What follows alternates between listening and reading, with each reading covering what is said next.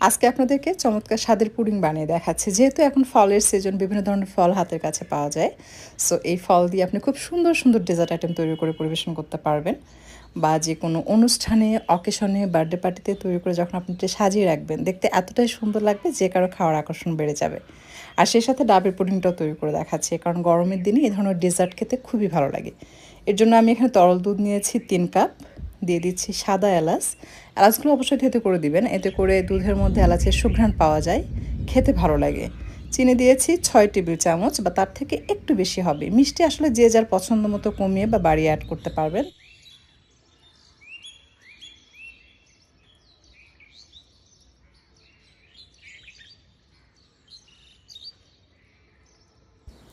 বেশ কিছুক্ষণ জাল করার পর যখন এলাচের সুঘ্রাণ দুধের মধ্যে মিশে যাবে, সেই পর্যায়ে এলাচ এভাবে তুলে ফেলে দিতে হবে।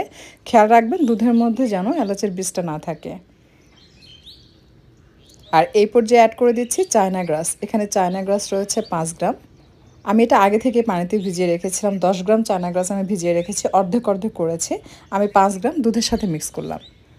এরপর এটাকে জাল করছি, হালকা আছে জাল করব একটু সময় নিয়ে, এতে করে ধীরে ধীরে চায়না গ্রাসটা গলে যাবে। চেষ্টা করবেন এই পুডিং বানানোর ক্ষেত্রে এই চায়না গ্রাসটাই ব্যবহার করার জন্য। ভুলেও আপনারা আগার আগার কিনবেন না, কারণ আগার আগার পাউডারগুলো এখন যেটা বাজারে পাওয়া যায় সেগুলো দিয়ে কিন্তু পুডিং জমে না, পুডিং নষ্ট হয়ে যায়। সো দেখা যায় কখনো হয়তো ভালো পড়ছে, কখনো হয়তো খারাপটা পড়ছে। তো দেখা যাবে কখনো আপনার হবে, কখনো হবে না, আপনার টাকা নষ্ট হবে। বাট আপনি যদি চায়না গ্রাস কেনেন তাহলে এটা কখনোই নষ্ট হবে না। আপনি যখন যেভাবেই বানান না কেন পুডিংটা সুন্দরভাবে সেট হয়ে যায়। গলে যাওয়ার পর আমি কিন্তু সম্পূর্ণ দুধ একবার ছেঁকে নিয়েছি, তারপর আমি এই যে গ্লাসের মধ্যে ঢেলে নিচ্ছি। অনেক আপুরে অনেক সময় কমেন্ট করেন যে আপু আগার আগার পাউডার ব্যবহার করলে পুডিং জমে না। এর রিজন হচ্ছে বাজারে এখন নকল আগার আগার পাউডারের ছড়াছড়ি। সো আপনারা এটা কেনা থেকে বিরত থাকুন, আপনারা এটা কিনুন। এটা কিনলে আপনার পুডিংটা অলওয়েজ জমবে, কখনোই দুধ, চিনি, অন্যান্য উপকরণগুলো নষ্ট হবে না। আর আমি এখানে চায়না গ্রাস 5 গ্রাম 1 কাপ পানির সাথে একটু চিনি দিয়ে জাল করে গলে নিচ্ছি। এখানে 1/4 কাপের মতো হবে চিনি আছে। আপনি চাইলে ডাবের পানির সাথেও মিক্স করে জাল করে গলিয়ে নিতে পারবেন। এটা সুন্দরভাবে যখন গলে যাবে তখন এটার মধ্যে অ্যাড করব ডাবের পানি। আমি এখানে ডাবের পানি দিয়ে দিচ্ছি 3 কাপ। এটা দেওয়ার পর কিছুক্ষণ নেড়েচেড়ে চুলাটা বন্ধ করে দিব।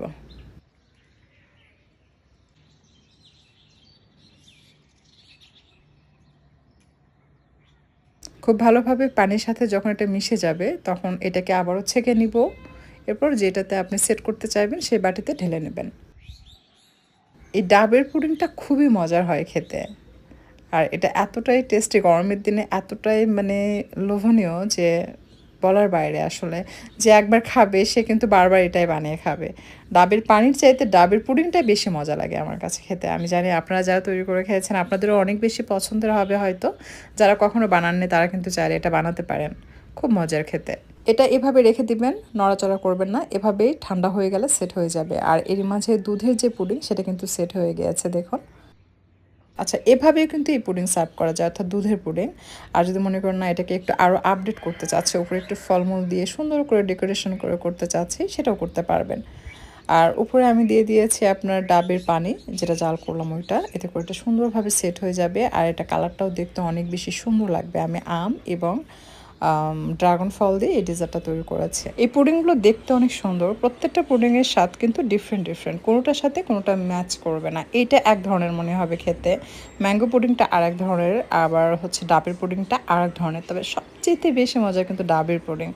মানে হয় না যে কিছু খাবারের মধ্যে এটা নাম্বার 1 পজিশনে থাকে আর কি। তো আগার আগার দিয়ে যত ধরনের পুডিং বানানো হয় তার মধ্যে সবচেয়ে বেশি মজা লাগে ডাবের পুডিং খেতে। তো আমরা উপরে যে লেয়ার সেটা কিন্তু ডাবের যে পানির মিশ্রণ সেটা দিয়ে জমিয়েছি, এতে করে সবগুলো পুডিংই খেতে পুরোই মানে ডিফারেন্ট। সো আপনারা চাইলে কিন্তু ট্রাই করতে পারেন। এখন যেহেতু ফলের সিজন, আমি আশা করছি আপনাদের কাছে আজকের হেলদি ডেজার্ট ভালো লেগেছে। যদি রেসিপি ভালো লাগে লাইক কমেন্ট শেয়ার করে চ্যানেলটা সাবস্ক্রাইব করে পাশে থাকবেন। আর আপনাদের কার কাছে কোনটা দেখতে বেশি ভালো লেগেছে সেটা কমেন্ট করে লিখে জানাবেন।